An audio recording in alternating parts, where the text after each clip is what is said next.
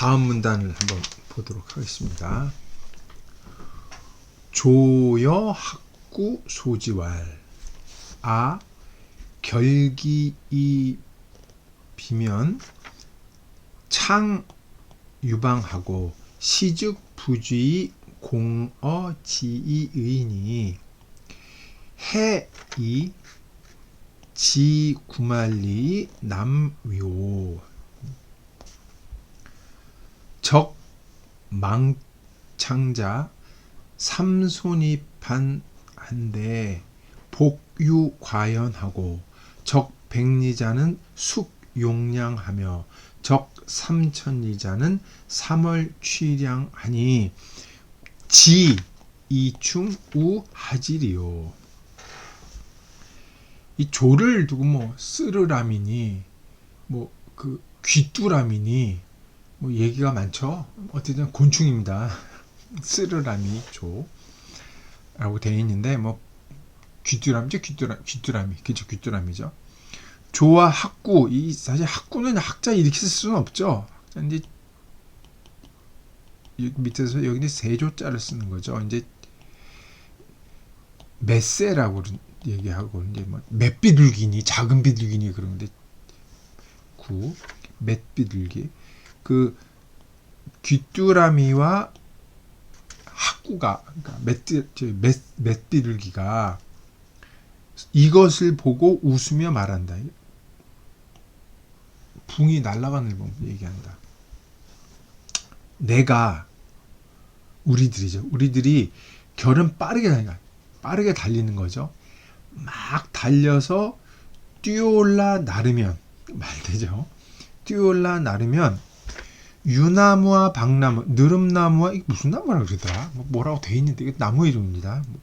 한국말로 뭐라 그러는데 나무 이름이에요. 이 한국말을 제가 안 하는 이유는 중국에 있는 나무 이름이랑 한국에 있는 나무 이름이랑 같은데 가리킨 대상이 달라요. 그렇기 때문에 여하튼 나무 이름입니다. 느릅나무와 박나무의 창, 이 창이 원래는 그 요 글자죠. 원작이 요 글자인데 이걸로 고쳐야 됩니다. 교정해야 됩니다. 이걸로 고쳐야만 동사로 쓰이는 거죠. 원래는 이 글자죠. 이걸 고치는 겁니다. 제방변으로. 도달하다, 다타 이런 얘기죠. 창이 원래 사람들이 모이다, 뭐 돌진하다 이런 뜻으로 쓰이는데 거기에 도달하다는 얘기예요.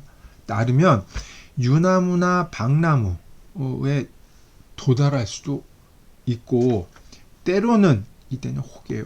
때로는 혹 여기에 도달하지도 못하고 땅에 떨어질 뿐이다. 그러니까 이게 자기가 있다가 나무가 유나무나 박나무가 있으면 그래서 와르르 뛰다가 이렇게 날르면 여기에 도착하기도 하고 때로는 도착하지도 못하고 중간에 떨어진다는 얘기죠. 떨어진다를 이제 공이라고 썼죠. 내가 그냥 떨어지는 게 아니라 땅에서 나를 잡아당기듯이 떨어진다고 표현을 한 거예요. 재밌게 표현을 했죠. 이게 투자 떨어진다는 얘기죠. 결기 비하면 유방의 창 도달하기도 하고 때로는 거기에도 도착하지 못해서 땅에 떨어질 뿐인다. 해이가 이제 한 단어입니다. 무엇하러 지장 가다는 뜻이 동사로 쓰였습니다. 무엇하러 구만리를 가서 남쪽으로 날아가려 하느냐. 이제 보통 이제 도자 앞에 나왔던 도남이라고 그랬잖아요. 도자를 집어넣어야 된다 얘기하는 사람도 있습니다. 남쪽으로 가려고 하느냐. 그래서 이 위자는 의문 어기로 쓰는 경우가 있습니다.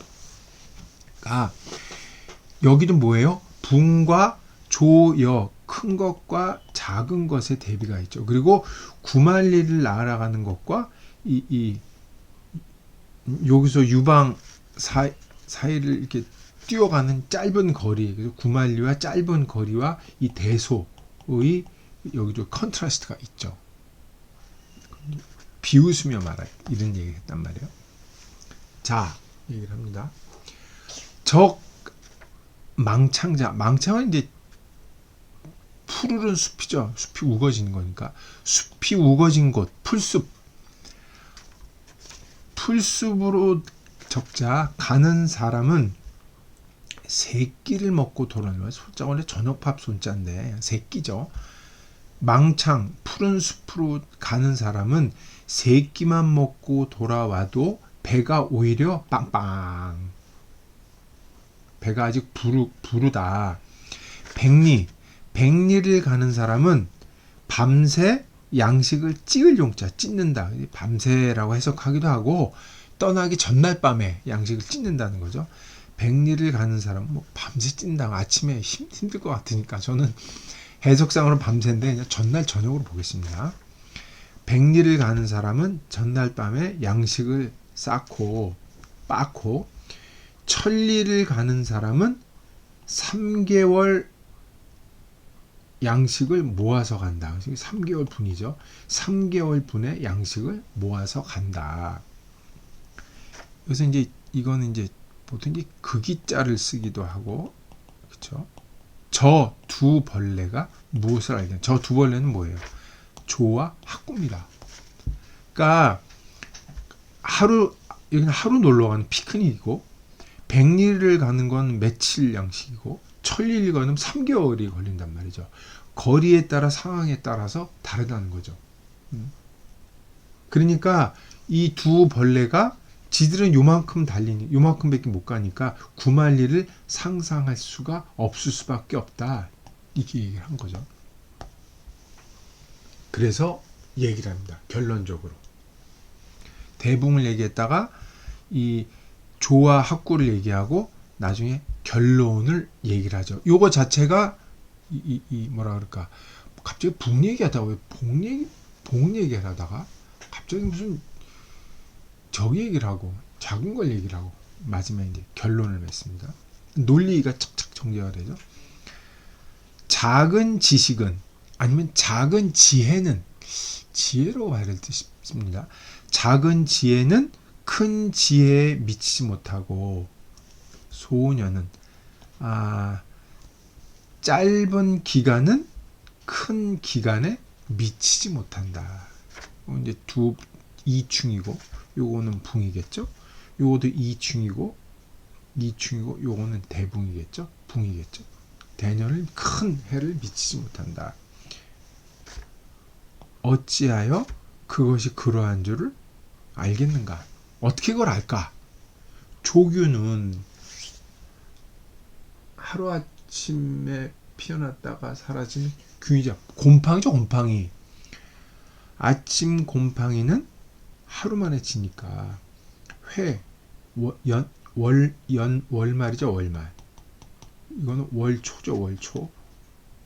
월단이죠, 초. 한 달 모르죠. 하루만 사는 곰팡이는 회와 삭을 모르고 소년 불급대년이죠. 해고는 여름매미라 그러는데 뭐 다른 주석도 있습니다. 여름매 해고는 봄 가을을 모르고 여름 한철 가고 사니까 이것은 소년이다. 연수가 짧은 것이다. 짧은 해이다. 초지남류 명령자하니 이 500세 위춘하고 500세 위추하니라. 상고의유 대춘자 명령이고 대춘자하니 이 8전세 위춘하고 8전세 위추한데 팽조 내금 또 나왔죠. 내금 이구 특문 하니 중인 필지하니 부력 비호화.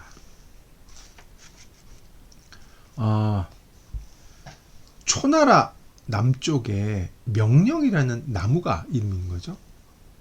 이름도 힘들죠. 알 수 없는 신령스러움. 사실 신령스러움은 우리가 알 수 없어서 신령스러움이라고 그러는 건데 알 수 없는 신령스러움 나무 이름이에요.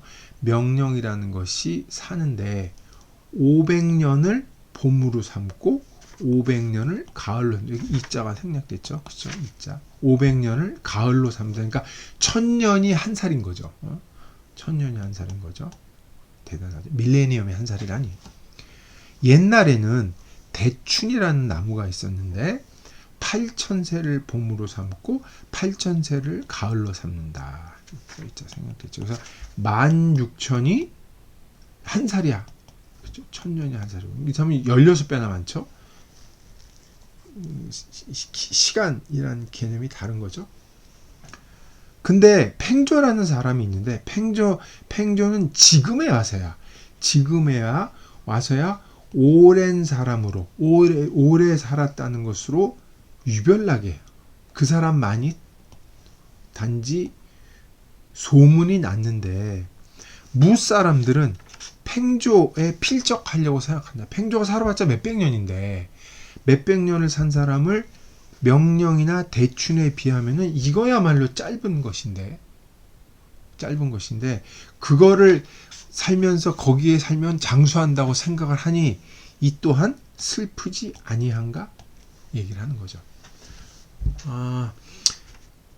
정리를 좀 해보면 오늘 특히 이제 그 부흥 얘기 끝나고 조여 학구 부분을 두고 얘기하는 사람들이 있죠. 흔히 이제 상대적 가치라 이거죠. 붕은 붕처럼 사는 게 있고 이 조와 학구도 이 사는 가치가 있으니까 각기 다 나름대로 상대적으로 가치가 있는 것이니까 어느 거를 절대적으로 두는 게 아니다라고 얘기를 하죠. 장자를 얘기할 때 흔히 하는 언술 방식이 그거예요. 상대적이니까 어떤 걸 특별히 두지 말아라. 이걸 이제 사상적으로 얘기하면 육아 독전, 지배적인 사고방식, 한 시대에 통용되는 이데올로기, 아니면 그 사회에서 강력하게 통용되는 통념들, 이런 것에 대해서 거리를 두고 자기만의 신경 쓰지 말고 자기만의 세상을 갖고 자기만의 가치관을 살면은 그건 문제가 없다라는 게 장자의 세계관이라고 통념으로 얘기를 하죠. 일반적으로 인식을 합니다. 근데 장자는 분명히 얘기하고 있어요. 소지불급대지 소년불급대년이라. 분명히 얘기합니다. 위계는 분명히 있다는 거예요. 큰 지식과 작은 지식은 분명히 있다는 거죠. 하루살이는 1년을 알지 못하고, 그쵸? 인간은 100년 살기 때문에 1000년의 삶을 알지 못한다. 이건 너무 자명한 사실이에요. 그렇기 때문에 그렇다고 가치에 위계가 없다는 건 아닙니다. 위계가 있지만 그렇다고 작은 게 가치가 없다고는 얘기하지 않아요. 그쵸? 위계가 없다고 얘기를 하진 않지만 그럼에도 불구하고 차이는 분명히 있다는 것도 염두에 둬야 됩니다. 세상에 말하듯이 팽조가 오래 살아서 사람들은 거기에 그만큼만 살면은 장수했다고 얘기를 하지만 명령이나 대춘에 비해서는 하잘 것 없죠. 그럼에도 불구하고 팽조의 삶이나 아니면 아까 말한 학이나 조나 학구의 삶이 가치 없는 건 아니에요. 그렇지만 각기 나름대로 가치가 있긴 하지만 모든 가치가 또 똑같지는 않아요. 이렇게 장자는 겹으로 얘기를 하십니다. 그래서 장자를 하나로만 얘기해서 상대적 가치가 아니라 일률적인 얘기가 굉장히 위험할 수 있어요. 또 각자 사는 거 훌륭하긴 하지만 그걸 다라는 걸로 해서 완전히 다 싸고 도는 것도 위험할 수 있습니다. 장자는 여기서 얘기할 수 있는 장자의 특징 하나가 우리는 볼 수가 있겠죠. 누구나 자기 자신의 가치관을 갖고 있고 누구나 자기 삶의 방식이 있고 그거는 나름대로 존중해 줄 필요는 분명히 있습니다. 그러나 그게 다일까라는 의심 또한 필요합니다. 여기서 장자가 어려워져요. 아까 제가 처음에 제기했던 문제를 여기서 한번 크게 얘기해 보겠습니다. 우리는 어떻게 살아야 되는가? How should I live? 영어로 하면 should. 어떻게 살아야만 합당한가? 의당 어떻게 살아야 한다고 얘기를 하죠. 공자는 그렇게 얘기했을 거예요. 인간에게는 하늘이 준 인간의 고귀한 품성이 있다. 그걸 인이다. 혼자 사는 게 아니고 남과 더불어 사는 것인데 그걸 남에게 강요하지 않고 자발적으로 덕성을 발휘했을 때 남도 그걸 따라온다. 그래서 이런 윤리적인 삶이 가치 있는 삶이라고 얘기를 하는 게 공자의 세계관이고 추종자들이 아주 많죠. 윤리적인 삶. 장자도 거기에 동의합니다. 나쁘게 보지 않아. 근데 그런 윤리적인 삶이 있지만 그렇지 않고 다른 삶이 있는데 우리가 그런 다른 삶을 버리고 윤리적인 삶을 택할 수밖에 없다면 그 택할 수밖에 없는 그 근거는 무엇일까? 우리가 대안인데 그 대안을 버려두는 것이 과연 합당한가?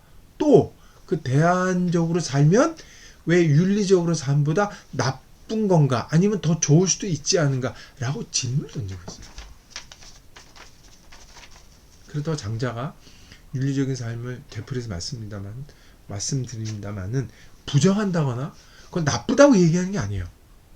그걸 존중하고 따라야 되지만 그것 이외에 다른 것이 있을 수 있으며 다른 삶이 굳이 나쁘다고 판단을 내려야 될 건 무엇인가 라고 묻는 거예요. 근데 장자가 드리는 건 더 들어가면 우리가 그렇게 판단 내리는 근거는 무엇이고 그렇게 판단 내리는 게 하나 옳다고 내릴 수 있을까라고까지 물어요. 그래서 장자는 여기서 대지 소지를 얘기한 것도 소지가 있고 대지가 있기 때문에 우리가 묻는 게 늘 소지일 수 있다는 생각을 하는 거죠. 그렇다고 대지가 무슨 거대한 무슨 실체가 있는 게 아니고 우리가 대지에 도달했는데 그 거대한 또 다른 대지가 있을 수도 있고 늘 상대적일 수 있다는 거. 그런 의미에서 상대적인 것이지 뭐 절대가 있고 반대적인 의미에서 상대를 얘기하는 건 아니죠. 그래서 장자가 까다로워진다고 생각을 하는데 그거를 장자는 대붕을 통해서 사고 실험을 하고 있는 거라고 볼 수가 있겠죠. 근데 저는 이제 뒤에 이제 소요유에서 끝날 텐데 대붕이라고 할 때 그 펑 친구를 염두에 두고 있기 때문에 이건 친구의 어떤 얘기에 대한 리스판스 반응이 아닐까. 그거에 대한 유쾌한 농담조에 거기에 큰 얘기를 감췄지만 농담조의 반응이 아닐까라고 지금도 그러니까 생각을 하고 있기 때문에 그것을 염두에 두고 그 다음 편을 읽도록 하겠습니다.